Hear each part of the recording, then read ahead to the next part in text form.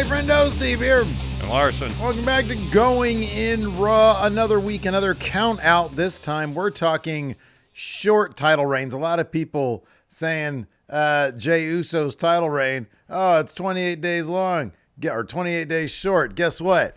There are a couple that are moments long. It's 10, in fact. Mere moments. Mere moments. We're going to talk about the shortest WWE Championship title reigns here today. And based on my research, all of them here are the top titles, the world titles, either the men's or women's division. I think the shortest tag title reign was 9 minutes. Didn't make the list. Oh, interesting. Shortest intercontinental title reign. What? We're not talking about the hardcore championship. No, we're not talking about hardcore title. We're not talking about the 24/7 title. The shortest intercontinental title reign, not Jey Uso. About 14 minutes. Do you know whose reign lasted all about 14 minutes as Intercontinental Champion? The Miz. Incorrect. What? Dean Douglas. Oh, that's right. Oh, I knew that too. The Miz had two Intercontinental title reigns that were less than a day, though. I think it was pay-per-view to Raw or something like that on both of them. I forget what it was, but because I did a modicum of research for a WrestleJuice video not long ago. Forgot about the Dean Douglas one. That's right. That was minutes. Yeah, about 14 minutes before Razor Ramon. Yeah, and even Drew McIntyre's world title reign from WrestleMania this year did not make this list. That's how long that was. It was simply too long. Same with Roman. Getting cashed in by Sheamus. Yeah. Survivor Series a few years back where Sheamus made the shirt that said Sheamus 5:15. Guess what? 5 minutes, 15 seconds. Too long of a reign to make this list. Yep. That's right. Yeah. So anyways, let's go ahead and dive into it because now people are like, wait a second. Drew McIntyre's not on this list? Dean Douglas isn't on this list? Who could possibly be on this list? Well, you're guys going to find out. All right. Number 10. 10. Charlotte Flair, who lost it to Bayley at Money in the Bank 2019, SmackDown Women's title. She had the title for all of 4 minutes and 56 seconds. So, Steve, if you remember, we were probably watching, this was, 2019? We were watching this at the office then. WrestleMania 35. Oh, yeah, that was when we didn't even have internet in the office yet. Oh, that was horrible. That was rough. Wait, no, 35. No, 2019 we had, it was the one before. It was 2018. Oh, it was 34. Okay. Yeah, this one we were okay because this was right before pandemic, Yeah. WrestleMania 35, Becky Lynch walked out of WrestleMania 35. Both Raw and SmackDown Women's Champion. It was a pretty cool idea that she had both titles with the prospect that she could defend each title separately. But WWE didn't go very far with that. So about a month... Look at that. Go. They even made a Funko Pop of it. They did. So about a month removed from that moment at WrestleMania 35, at Money in the Bank 2019, which was in May of that year, she walked in both Raw and SmackDown Women's Champion. She defended the Raw title against Lacey Evans, won that, and then right after that had to defend the SmackDown title against Charlotte Flair. And she didn't retain the SmackDown title against Charlotte because Lacey Evans interfered, hit Becky with women's right. Shortly thereafter, Charlotte gets the win with a boot. So, clock starts ticking on Charlotte's title reign as soon as the bell rings. Yeah. So Charlotte and Lacey then proceed to attack Becky. Mm-hmm. Yeah. They're beating her up in the corner. Bayley runs to the ring with briefcase, but to make the save for Becky. Mm-hmm. Even though as soon as Charlotte wins, the crowd starts chanting for Bayley. Yeah. So eventually Bayley sends Charlotte headfirst to the middle turnbuckle, and then it dawns on her, oh, this is a cash-in opportunity. She looks at the briefcase, looks at Charlotte, looks at the briefcase, looks at Charlotte, and I believe she actually says, fuck it. Yeah. Hands the briefcase over the ref, in a matter of moments, hits Charlotte with a top rope elbow drop, and ends Charlotte's title reign at just under 5 minutes, 4 minutes, 56 seconds. Mm-hmm. So that win made Bayley the very first Women's Grand Slam champion. And at that time, her cash-in was the second fastest in history. That might still stand because she only had the briefcase for 40 minutes. Mm-hmm. Yeah. Yeah. So Bayley held the title until Hell in a Cell 2019. Charlotte got it back then. Bayley was champ for 140 days. Yeah. Yeah. So I remember, obviously, we all remember the main event of WrestleMania 35. Really, I mean, besides sort of the botchy nature of the pin, Becky Lynch coming away with both those titles, pretty big moment. Oh, yeah. And, dude, I remember even back then, us fantasy booking the various possibilities and the potential of Becky 2 belts. Had a great ring to it, by the way. Yeah. And this idea that, hey, maybe Becky might, stretch herself too thin. Maybe she'll overwork herself trying to defend these. And it quickly just became obvious, once this happened, that Vince just wanted that WrestleMania moment. And then he wanted kind of like the status quo instead of exploring what actually could have been a really cool because it makes her look kind of bad now. It's like, wait a second. Granted, I understand the Lacey Evans situation. I get that. But it's like, why would she be placed in this situation in the first place? Like, it just didn't make any sense. Why would she have to do a back-to-back match? And why not add to her legend and her lore by winning the back-to-back? I know. It's like they want to tell the whole story in the span of one pay-per-view. Yeah, exactly. Of Becky being champion of both shows, being overworked, trying to defend both titles. Mm-hmm. And in the process of doing it over the course of 2 matches, there's a lot of story they left on the table. Now, Bayley cashing in was a really cool moment, and it set her on the path to a heel turn later on in 2019. But, and who knows if, say, you have Bayley still do the heel turn as the Money in the Bank briefcase holder, while Becky is defending both titles, pay-per-view after pay-per-view after pay-per-view, wearing herself down.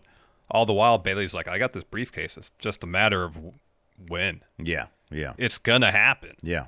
There's some interesting stories you could tell there. Yeah, absolutely. Yeah. They left those all on the table because, as you said, I think Vince won the moment at WrestleMania, and as soon as he possibly could, he put the SmackDown title right back on Charlotte. Yeah, it was pretty whack. I remember just thinking, man, they could have just done a whole. I mean, that was kind of the epitome of Vince. That was the epitome of 2019. It's like, hey, you could have done so much more with that. I mean, pretty much every cool thing in 2019 that happened was kind of undone elsewhere in 2019. And the whole time you're thinking, boy, they could have done something really cool with that. I mean, that went for a lot of different things. Yeah, that really was 2019 in a nutshell. It really was. Let's move on now to number 9. Jillian Hall, who lost the Divas title to Melina in a surprise match thanks to guest host, what was it? Nancy O'Dell. Access Hollywood. When you're watching a wrestling show and the Access Hollywood theme kicks on, you're in for an exciting night, right? So Jillian had this for 4 minutes, 13 seconds. Let me ask you something about Nancy O'Dell and Access Hollywood. Sure. When I flipped on this episode of Raw, it opened with a Chris Jericho promo, Learning Tree promo. Yeah. And Jillian, he was droning on about tag. Slow talking Jericho, not really my thing. I'll be honest with you. Wasn't it? Anyways, he was talking about some shitty tag team thing they were doing. Bragging rights pay-per-view was coming up. Because DX was in the ring with him. Well, that was later. So the actual intro to the show is Jericho talking straight to the camera, and then Nancy O'Dell shows up. And luckily, Jericho said, "Who the hell do you think you are?" She says, "Nancy O'Dell, guest host." And I was like, I know that name, Access Hollywood. But otherwise, I didn't know who it was. When she showed, so I'm assuming you didn't go back and watch the very beginning of it. No, I didn't watch the very beginning. I skimmed through till. Even the DX encounter with the Jericho was so 2009 might be like the worst. That's what people say. The guest host era was really, really bad. That's when I was not watching wrestling, so I missed all that. Jeff Harvey was really over, though. In any event, let's get back to Jillian Hall. So, after the boogeyman bit the mole off of Jillian Hall's face on the October 12th, 2009. So this was 15 years ago and change, Larson. My goodness. Yeah. She beat Mickie James to win the Divas Championship via a nasty powerbomb. And she had her feet up on the ropes to get the pin here. So she gets on the mic, says, everybody, she's being really obnoxious. Everybody get your cameras, take a picture of me, the new Divas Champion. She says, the only thing that would make this moment better is if I could sing my new favorite song. But before she could do that, she's interrupted by guest host Access Hollywood's Nancy O'Dell. Yeah. Nancy tells Hall, she says, hey, we're going to cut this celebration short because I've made a Divas trade. Yes, Larson, they do. I can answer. Already know what you're going to ask. Do guest hosts have the ability to make trades? Yeah. They do. You know why I know that? Nancy O'Dell made a trade for Melina, who then Nancy O'Dell was some sort of bizarre grudge against Jillian Hall, interrupts her celebration by saying, "You're going to defend that title right now." And then Melina goes on to win it in less than 4 minutes and 13 seconds. Yeah. Apparently Jillian Hall for a number of years was doing a singing gimmick, but like the idea is that she couldn't sing. And apparently she even released a Christmas album. That's mildly funny. And I think I need to confirm this. I think Jillian, it sounded like she might have sang her own theme song. That actually all doesn't sound terrible. Like in terms of going all the way with a gimmick. You know what I mean? Like, oh, we're going to have her release an actual Christmas album. That's kind of funny. I mean, that's like Andy Kaufman stuff. That's like, you're going really deep into it at that point. Yeah, can confirm she did sing her own theme song. Okay, yeah. Hey, you're going to do something, go all the way with it. You know, the big mole thing was weird, but, you know, I don't know, Monty Python-esque in its humor, I guess. I guess there was absurdist quality to it. You know, the sad thing is you can't really take that kind of comedy at face value because who knows what weird perversion it was satisfying with Vince motivating McMahon. It, I know. Right, you know, I have a hard time being like, oh, that's great, knowing that it was like some kink of Vince McMahon's, you know, it's horrible. And she was put through that shit. I know. I know. Yeah, in any event. So, yeah, she had her big moment ruined by guest host Nancy O'Dell. Nancy O'Dell of Access Hollywood will never watch Access Hollywood the same way again. I don't think I've seen Access Hollywood since 2009, to be honest with you. I don't know if it's even on anymore. Maybe not. I don't know. Let me ask you this. If you were the guest host of Raw and SmackDown now, or I'm sorry, of Raw now, what trade would you make, given that you now know that you have the authority to do so? Oh, wow. For one night, me as guest host, I would trade American Made for Roman Reigns and him, Jim Uso. Wow. Okay. All right. Well, I guess the Solo Sikoa would be the tribal because then the YTC is gone. Yeah. Okay. You got to carry the whole show on your own now, Cody. Wow. Oh. Good luck with that. Oh, easy. He's already doing another mid-title program after another for Cody. I would trade all ego Ethan Page for The Miz to test out my theory that Ethan Page is ready for main roster. That's a 1-to-1 deal, man. That's a lateral deal. All right, man. Let's move on now to number 8. Yes, Daniel Bryan lost his title to Randy Orton after being cashed in on it. SummerSlam 2013. He only had it for 4 minutes and 7 seconds, as the first line of your notes says, because this is totally true. I agree with it. This one was heartbreaking. This sucked. I was so upset in the moment, but bizarrely, it actually did play out in a much more positive way long-term going to WrestleMania next year. Yeah, whether that was the intended plan or not. So we watched this together at the condo, the smaller place you were in for that little spell. Yeah. So my sister's condo. Yeah. Yes. So let's go back to July 2013.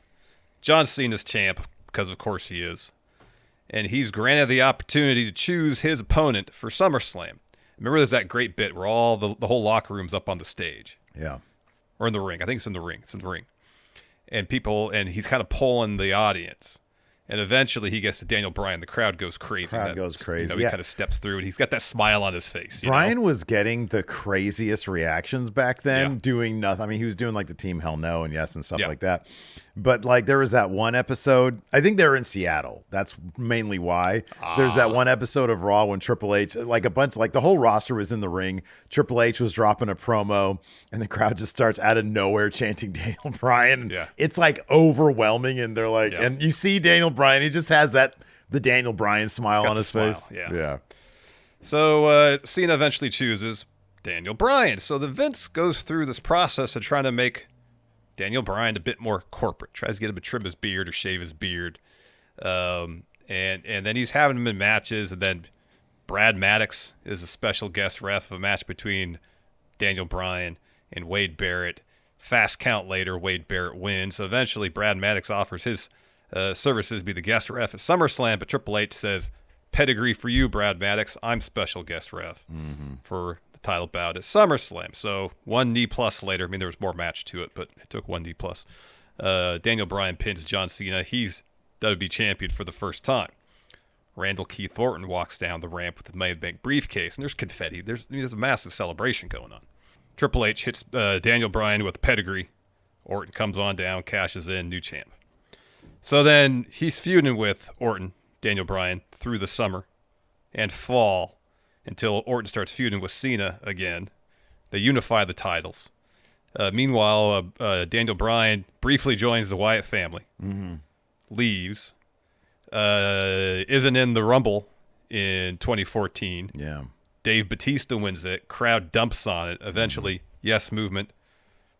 Daniel Bryan's main event, or gets the main event spot after beating Triple H earlier at WrestleMania 30. Makes Batista tap out in the main event. Ends the show with both those titles. And of course, that was supposed to be Vince McMahon's grand plan to get Roman Reigns to become the next John Cena. He was like, all right, Daniel, we're going to make Roman Reigns the next John Cena. Or something like that. Was it that one or was it like a later one? I don't know what it was. Remember when that one. There was that story? Yeah, I think it was that one. Yeah, because that was like the big one. And Daniel Bryan's like, well, I could be the next. Like, I'm sitting right here, man. Yeah, because they had Brock beat Taker at that Mania. So then Roman beat Brock, it was a huge deal. I think Brock was gonna beat Bryan for that title. Yeah, then Roman was gonna beat Brock. And then Roman was gonna beat Brock. Yeah. And then everything got ruined because Bryan got injured. In any event, yeah, that 4 minutes and 7 seconds was amazing, and then the cash in happened, and Triple H turned on him and was like, "Oh no, yeah, that was rough. That was a rough one." That was. Anyways, man, before we continue on with our list of shortest WWE World Title reigns, let's go ahead and pay some bills, Larson. Let's do it. Let's take a quick break here. Get a word from our sponsor, DraftKings Pick 6, Steve. Yes. Got to be honest with you. Good. One of my favorite things about football season is going through post-game stats.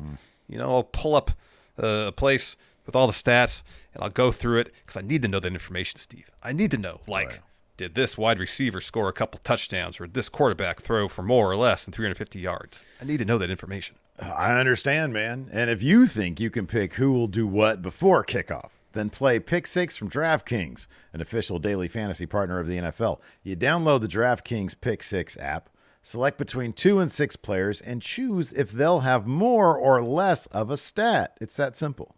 And for all first-time Pick 6 players, check this out. New customers play $5 on your first pick set, get $50 in Pick 6 credits. So download the new DraftKings Pick 6 app now and use code RAW. That's code RAW for new customers to play $5 on your first pick set. Get $50 in Pick 6 credits only at DraftKings Pick 6. The crown is yours. And we've got some disclosures for you as well. Here we go. Gambling problem? Call 1-800-GAMBLER. Must be 18 and over. Age and eligibility restrictions vary by jurisdiction. Void where prohibited. One per new customer. Non-withdrawable Pick 6 credits expire in 6 months. Limited time offer. See terms at pick6.draftkings.com/promos. All right, Larson, now we're going to get a word in from our sponsor, Tecovas. All right, confession time, Steve. Okay. You know, when I was a kid, I used to have a pair of Western boots. I'd wear them all the time. All the time. Wore the outsoles out. But here's the thing about adult Larson. I don't know if I could pull off Western boots now as adult Larson. Come on, man. Don't sell yourself short. I can totally see you rocking some Western boots from Tecovas. You see, Tecovas crafts quality Western boots for everybody, from ranchers to cowboys to first-time boot buyers like yourself. Every one of Tecovas boots are handcrafted with over 200 steps for broken-in comfort, and the ratings for Tecovas are off the charts.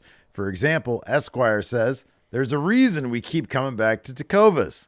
Reviewer after reviewer mentions that they fit great, they're super comfortable, and they're easy to put on. They're going to feel right out of the box. Plus, with Takova's Best in the West guarantee, you get free returns and exchanges for 30 days. Sounds like I owe it to my feet to pull on a pair of Takovas. Right now, get 10% off at tecovas.com/raw when you sign up for email and text. That's 10% off at tecovas.com/raw. tecovas.com/raw.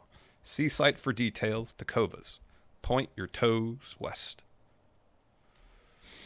All right, man, let's move on to the next one here. Number 7. John Cena, who lost the title to Batista, the WWE title, at Elimination Chamber 2010. He had the title for 3 minutes and 35 seconds. Roughly, yes. So walking into the chamber match, there's 2 chamber matches, I believe, that show. This one for the WWE title opened the show. Sheamus was your WWE champion. Correct.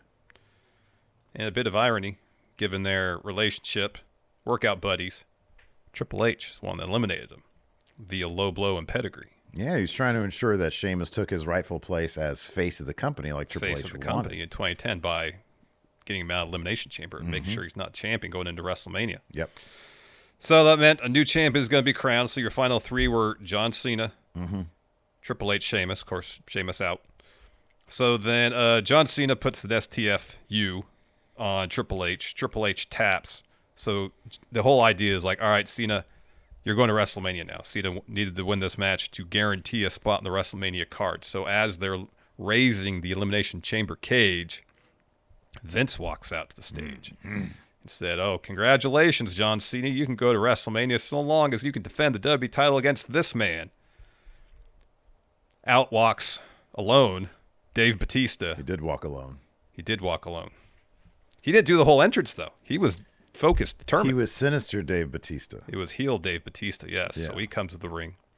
Cena gets to his feet after being in that chamber match, they said, for 45 minutes. Stumbles around. Throws one defiant punch at Dave.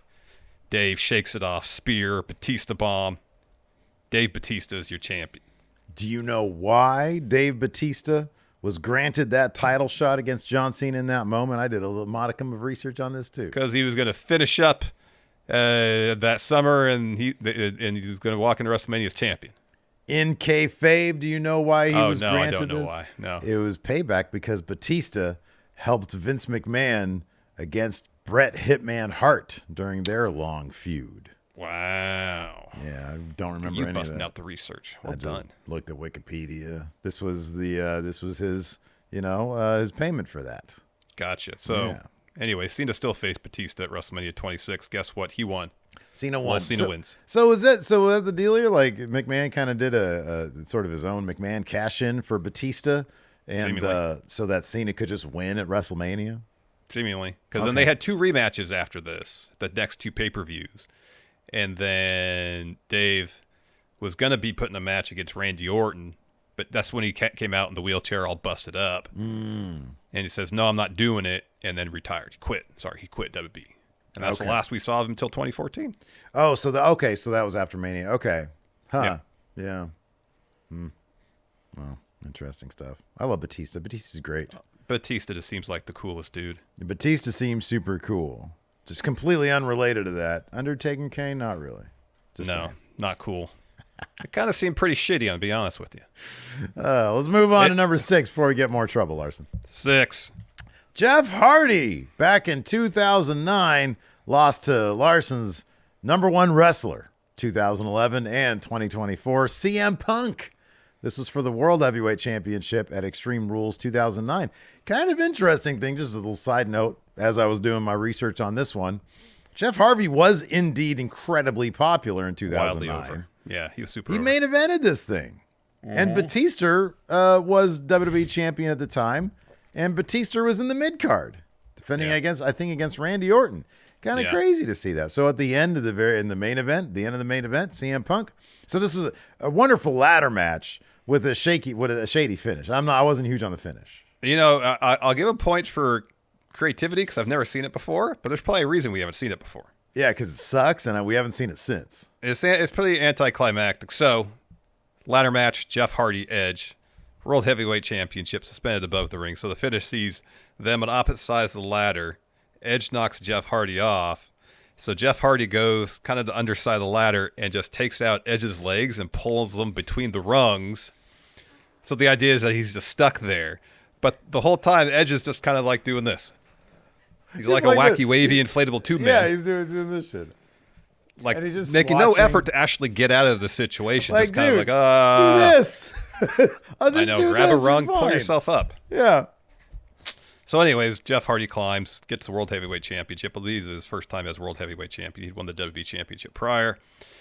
So you get your replays and whatnot, and then good old JR gets in the ring to interview Jeff Hardy.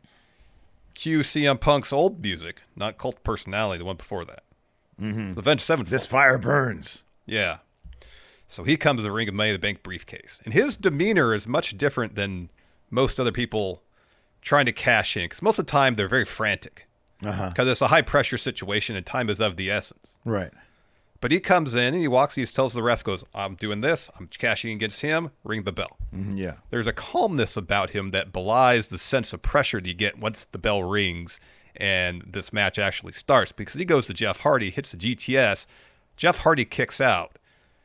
And it's really done from a production standpoint. And from a performance standpoint, at Punk's part, he's like, oh shit, pressure's on. Yeah. Yeah. Because he's already cashed in successfully the year prior against Edge. This is the second Money in the Bank briefcase. Yeah, it's great. You're right about the production too, and about the blocking and everything. Because when he gets him up for the GTS, you hear a collective gasp in the crowd, like, "Oh crap, he's gonna do this like right now."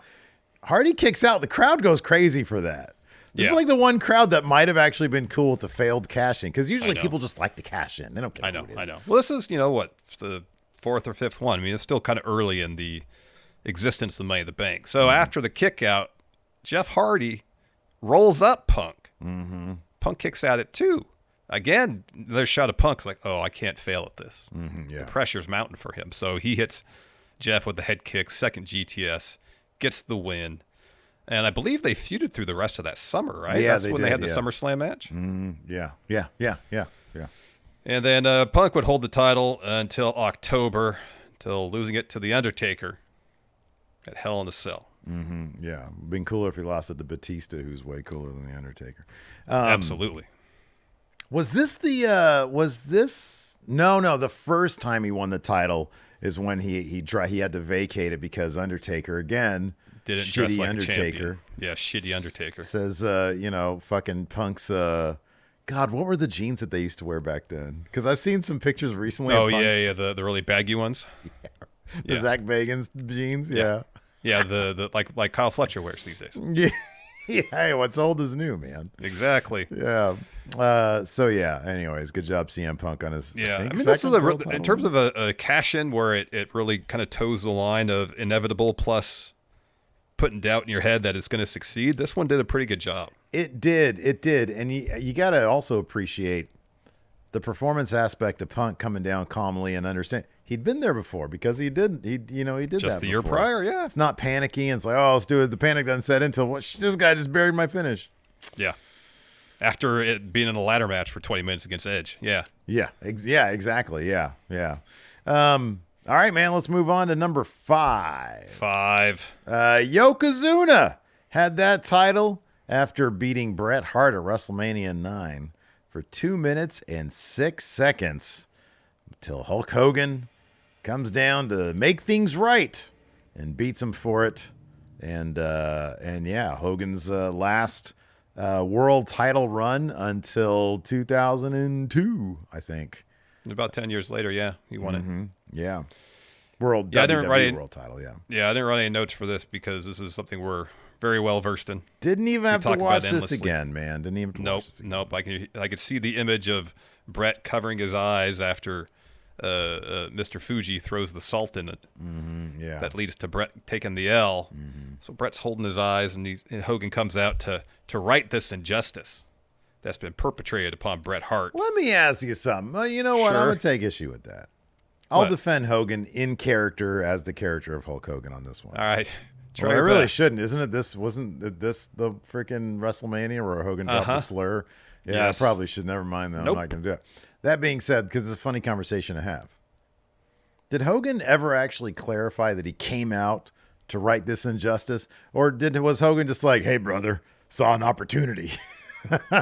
I mean, it speaks to the idea, was Hogan ever really a babyface, or was he a heel the whole time? You can't bring that up, man, until we make that video, because then people are going to want the video. This is teasing the video that may or may not come at some point in the next 15 years. Video is vaporware, Larson. It might be. I think about it all the time, though. Yeah. Well, time to start putting pen to paper. Let's It's get just those typewriters the amount of research necessary to Not find. that extensive. I want to be thorough. I want to have examples for anything, any counter arguments that anybody could throw my way. Oh, goodness gracious. Fine. So fine. to do, I'm treating this like my doctorate. Oh. I never went to graduate school. Well, you better get on it, doctor, because, we'll retire by the time you make this damn thing. Well, then I'll have all the time in the world to work on it. Okay. Anyways, let's move on. Yokozuna had this title for all of 2 minutes and 6 seconds. Hogan came down to either right this wrong or saw an opportunity, took advantage of it because he's smart. Probably the latter. Yeah. And beat Yokozuna here. He demanded a match. I don't even know, how did he get the authority to have this match? I mean, he's Hulk Hogan. Was Jack Tunney there? What I remember is that he just gets in the ring. I want match. It happens. Leg drop. He wins. Was it because Yokozuna and Mr. Fuji, they were like, okay, cool, let's do that? Yeah, I think so. Yeah. Boy. Yeah, I guess man. if both would-be participants agreed about, then then back in 1993, it is official. If you have a big dummy in the ring willing to do that, then take advantage of it. You're like, if I saw Hogan showing up with his leg drop, I'd be like, you ain't getting out. You got to talk to Tunney, buddy. You got to file some paperwork. I ain't signing no contract for this shit. I want all this paperwork in triplicate. Right, yeah. Notarized. Yeah. Please, yeah. Before I even think about it. Yeah, and then maybe we can talk about it on Raw. Exactly. Wait till the official contract signing. Yeah, but until then, I'm going to the European tour, Hogan. Okay, you can chase me there, buddy. There we go. Anyways, let's move on now to number 4, Larson. 4. Seth Rollins. This was, of course, the Shield Heavy Money in the Bank 2016. Lost it to Dean Ambrose after beating clean Roman Reigns. This was absolutely crazy. So, as you know, back in 2015, during just the peak of Seth Rollins' awesome run with the Authority and J&J Security and Corporate Kane, all that kind of shit, he busted his knee in a house show match. And so he was gone for a long time. In that period of time, the Roman Reigns experiment essentially began. And, it didn't begin. It continued. I guess it continued. And so Roman Reigns was champion. Seth Rollins comes back at, what was it, like Extreme Rules 2016? Extreme Rules 2016. Yeah, massive pop. Attacks Roman Reigns. Right. And, so he's a bad guy, I guess, but well, attacking here's the thing. Roman It's like, it Reigns. seemed like, typically when someone comes back from extended stretch due to injury, they're going to get a face reaction. They're going to get a big reaction, yeah. Especially someone, that had been doing really, really good work and people were excited for them to come back. Sure. Like, I think when Triple H tore his quad, he was a heel, came back, massive face reaction. Oh, big time, yeah. So it was kind of surprising that the next night on Raw, I believe, after Extreme Rules, Seth Rollins comes out and drops a heel promo. That is one of the few things that I absolutely remember being so confused about. Like, oh, really? He's going to be a bad guy? People don't want to boo this guy. Roman had more boos in his entrance. Kind of baked in. There was the Pavlovian thing of just booing Roman Reigns on his entrance. Yeah. But yeah, people are more. It's so wild too because you watch the video package of this match there at Money in the Bank, and how they recap it as Roman Reigns being this great hero that everybody loves, and it's like, no, man. He walked out there and he was like, God, this sucks. You could just look on his face and see he just didn't like that because they were completely not using him right.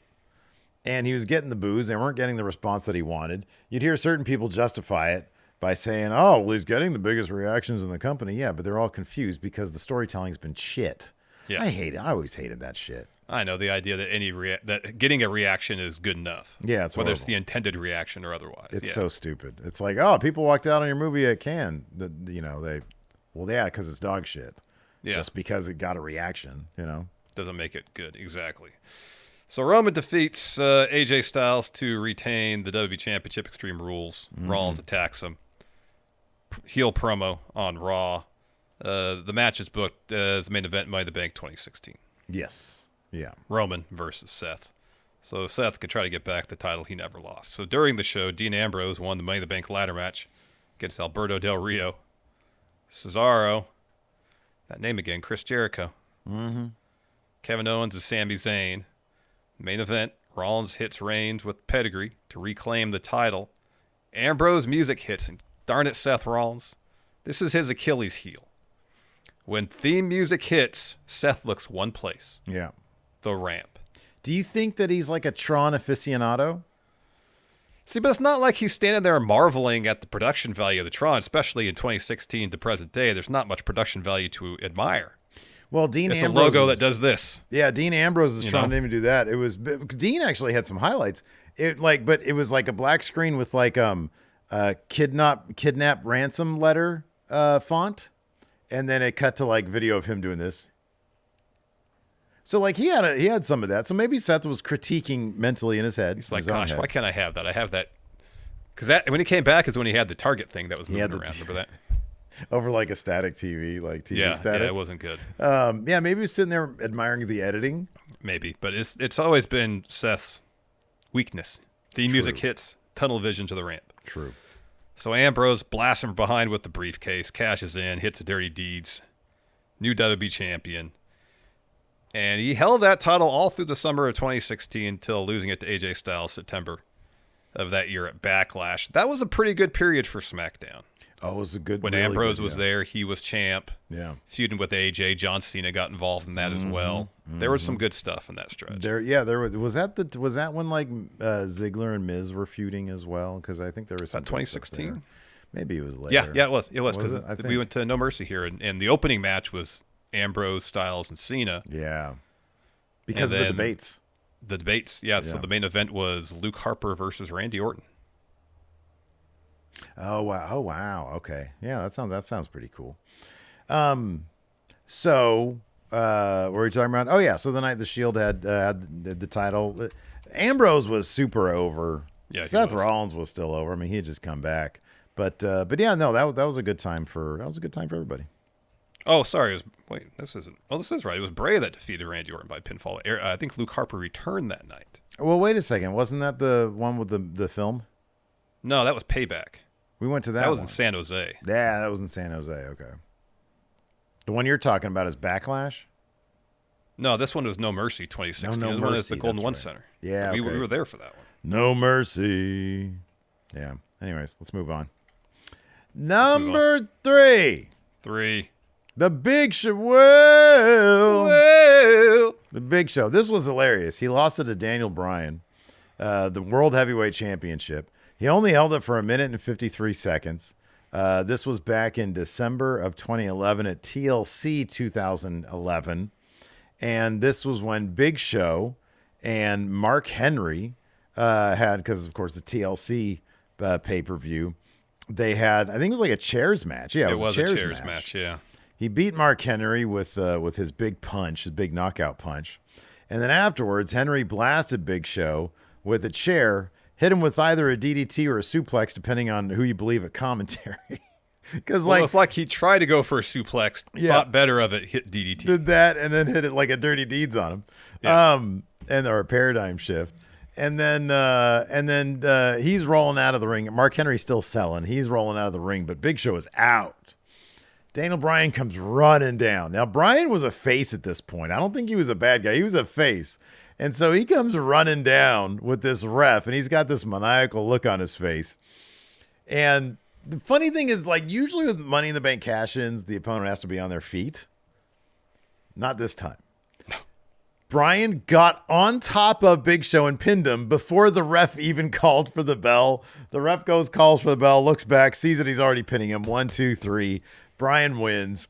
And it's as if the Big Show at that point is invisible, because Bryan starts running around the ring, celebrating with fans. He gets up. He's giving shit to Michael Cole because Michael Cole was anti-Daniel Bryan at the time. And then he looks in the camera and says, "For everybody that was with me for 12 years, this is for you. I did it for you." Like it's the biggest babyface underdog victory. Yeah. And Big Show's just sitting there all sad, and Bryan does not acknowledge him in the least. It is amazing. I remember watching this being like, oh shit, that's what this Daniel Bryan thing is all about. Yeah. I mean, at the end of the match, they were like, "Oh, this ends Big Show's 9-year world championship drought. Yeah. And it lasts under 2 minutes. Yeah. So then Daniel Bryan, his own title reign would end rather abruptly. This is the title reign that ended with Sheamus beating him at WrestleMania 28. At this point, I think Sheamus was supposed to be face of the company. Mm-hmm. Yeah. According to Triple H, because he beat Daniel Bryan in 18 seconds. Yeah. Yeah. Yeah, that was like the opener. Wasn't that the WrestleMania opener? I don't think it was the opener, but it was pretty early in the show. Okay. For some reason, I always thought it was like in the kickoff or something, but I don't think it is. Oh, it wasn't the kickoff, no. God, I swear to God it was the opener, but maybe I'm wrong about that. Maybe it was the opener. I don't know, my memory. You know, sometimes I get like a weird thing stuck in my head, and then I'll say it out loud, and I'll be wrong. And oh, yeah, it was the opener. hey, look at that! Yes, yes, yes! For all the people sticking with me for the past 15 years, this is for you. We were watching this with you, and this was the opening bout. I'm like, what the heck just happened? Yeah, I know. Was the Me first too. match 18 seconds. He got a big smooch though out of it from AJ Lee. That's true. Anyways, let's move on now to number 2, Larson. 2. We're going to go back in time for this one. Andre the Giant sold the WWE title WWF title to Ted DiBiase back February 5th, 1988. Saturday night's main event. No. It was a Saturday night main event. So I thought it was 2, but it's just different. So, you know what WWE is to weekly WWE programming? Top event of the year. That's what the main event was to Saturday night's main event. So it would happen once a year, except for 1990, where it happened twice a year, where they'd have special Saturday night main events called the main event. The main event. The main event. It was like a late night thing, like Saturday night main event was. Still on NBC? Still on NBC. Okay. So this was the first one of those. 1988. Hulk Hogan defending the WWF title against Andre the Giant. This was about almost a year after WrestleMania 3. Oh, okay. Oh, that makes sense. Yeah, because of WrestleMania 4. Okay. Yeah, because at that point, Andre was with Bobby Heenan. Now he's with Million Dollar Man. Yeah. So Andre gets the win here. This is a famous, controversial finish. You got the twin brother referees, Dave Hebner, who was supposed to be the ref for this match, was his twin brother. There was the whole storyline that I think that was ditched about plastic surgery being involved. Yeah. And of course, cash involved as Million Dollar Man was trying to procure the title from Andre. And Andre held the title for, as Steve mentioned, 1:48 seconds after getting the pinfall over Hogan, even though Hogan's shoulders were never on the mat. Mm-hmm. So what happened is Ted DiBiase worked out so Earl Hebner would be the ref, paid him off to count the pinfall regardless if shoulders were down or not, because Hogan's shoulders weren't down. Andre attempted to hand over the title to the Million Dollar Man, but Jack Tunney said, no. Instead, vacating the title. Said the title can only change hands via pinfall or submission. You can't just give it to somebody. Yeah. And so announced the title tournament would take place at WrestleMania 4 to crown a new champion. Mm-hmm. Eventually won by Macho Man Randy Savage, Yeah. beating Ted DiBiase in the finals. Which is a bummer. DiBiase should have held that title for realsies. He actually did defend it a couple times on the house show circuit, but he was never officially considered the WWF champion, because I think there was a period of time between the main event. There's a couple months between main event and WrestleMania. But no, you know what it was? Because I think Jack Tunney's ruling aired on another piece of programming. It did. Yeah, I believe it did. And so they needed to do something with the title between main event and this thing airing. And so DiBiase defended it and probably won it by DQ or retained it by DQ. Retained by DQ, yeah. Along the way, or had Andre help him. I don't know what the deal was. But he's not recognized. Nope. DiBiase's not recognized as a champion. That's a bummer. Nope. It's an absolute They recognize bummer. Andre's reign, but not DiBiase's. Yeah, right, because you can't buy it. But yeah, man, if it was now, would Andre take a picture of the title and put it on eBay to the highest bidder? Maybe. Or buy it now for $15,000. Yeah, but I have to buy it now. Listing on eBay, not an auction. Right, OBO or when you do the offer. authenticity guarantee shipping for $14.95, or is that only for shoes? It might only be for shoes. Oh, I'm sure there's plenty of things that require authenticity guaranteed verification, including the WWF Championship. Hey, Jack Tunney, if you want this, you can bid on it, buddy. How about There you that? go. Or buy it now. Hopefully the auction is less than the retainer. Yeah, or you can take it to an actual auction house. Hey, everybody. Jack Tunney's watching Antiques Roadshow, and somebody rolls in with a WWF championship they bought off eBay. Yeah, exactly. How much do you think you can get for this? I'll tell you right now. But first, I'm going to explain it to you for 15 minutes. I love Antiques Roadshow, by the way. It is like the most calming fucking show you can watch. If you're It's pretty mellow. if you're like spinning inside, you just turn that on and you Centers you. It centers you. It really does. Yeah. It chills you out. Let's talk about number one. Bianca Belair. She lost to Io Sky for the WWE's women's title. SummerSlam 2023. SummerSlam has not been kind to Bianca Belair. Of course, in 2021, she lost to Becky Lynch, who was coming back from having the kid in 26 seconds. I remember being thoroughly bummed out by that bummer slam. Yeah. That really killed the show. It did. She defeated Becky the following year to retain the title. The newly formed Damage Control came out, which served as a little bit of foreshadowing to what would happen SummerSlam 2023. So Bianca and Charlotte challenged the champion Asuka in a triple threat at that show, which saw Bianca get the win after rolling up Asuka after Asuka misted Charlotte while Charlotte had Bianca in the figure eight. If I remember correctly, it was pretty cool shit. Yeah, it was pretty cool. So while still selling the aftermath of the figure eight, Io's music hits. Of course, she's Miss Money in the Bank. She comes running down with Bayley. They use the briefcase to blast Asuka and Charlotte, hit Bianca in the knee with it. Io cashes in and hits Bianca with a moonsault to win the title. And about a minute and a half, 36 seconds or so after Bianca had won it. And of course, Io would hold on to the title until WrestleMania 30, when her Damage Control stablemate. WrestleMania 40. I'm sorry, what did I just say? SummerSlam 40? 30? 30? WrestleMania 30? Yeah. That was Daniel Bryan. That was not WrestleMania 30. No. Yeah, WrestleMania 40. She lost it to her Damage Control stablemate, Bayley, who proceeded to do absolutely nothing with it. Well, it was not. I don't think that was Bayley's fault. I'm sure she wanted to do a lot more. Yeah, maybe. Or she was like, hey, I'm going to take it easy. I'm champion now. Don't put me any stories. It's all good. I don't know. Probably not. Probably not. So, yeah, dude. Io Sky, one of my favorite wrestlers, man. Just great. Bianca's great. Two of my favorite wrestlers. Bianca's in this particular star. title God reign. damn, Bianca's a star, man. She's absolutely. So but just to Bianca, stay away from SummerSlam. Well, yeah. Or maybe just the odd number. Show. It's like Star Trek. It's like just stay away from the odd number ones. Yeah, she wasn't on the card this year. Bianca wasn't. Why do people dog the odd number Star Treks? 1 and 3 are awesome. Yeah, they are. It's just like five is the one that's shitty. Yeah, but then Generations is good. That's fun. Yeah, that's a decent movie. Insurrection is like just a big budgeted episode of Next Generation. It's like, it's okay. What is the Star Trek Beyond? Is that considered an even or odd number one? I guess I think most people go back to they actually consider like all the movies. So Nemesis would be even.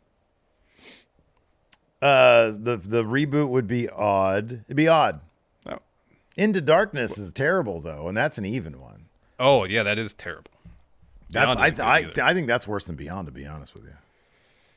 Well, I think expectations were there that maybe that one would be decent. Yeah. And it was trash. Yeah. Whereas Beyond, I had no expectations for it being anything, and I was not impressed. So I guess in terms of expectations and them being met, yes. I tried watching Beyond 3 times before I actually got through the entire thing. And when I got through the entire thing, I was like, it wasn't as bad as I thought it would be. It just didn't necessarily feel like a Star Trek movie to me. No. It could have just been any other space adventure movie. Yeah, that's true. Anyways. Nothing about it seemed inherently Star Trek. So, yeah. Other notable short-lived title reigns. We already mentioned Drew McIntyre. Also, Roman Reigns lost to Sheamus for the WWE title at Survivor Series 2015. It was the 48 hours where Roman Reigns actually booked pretty decent. Yeah, in that whole spell, yeah. He had the title for 5 minutes and 15 seconds. Sheamus made a shirt out of it. Can't imagine it sold very well. No. It was the Austin 316 shirt, but it said Sheamus 515. Yeah. Trying to think of some. There's a lot of people that just had a title for a day. Yeah. You mentioned The Miz. Mick Foley had title for a day. Finn Balor, of course. The list for people who've had it just for a day or, roughly 24 hours is pretty long. Mm-hmm. Yeah, right. Yeah. So whether it's the world title, U.S. title, Intercontinental title, whatever. Even like Rey Mysterio held it for what, like an hour or so? Yeah, it was about during an hour Raw? on that one episode of Raw. Yeah. Mm-hmm.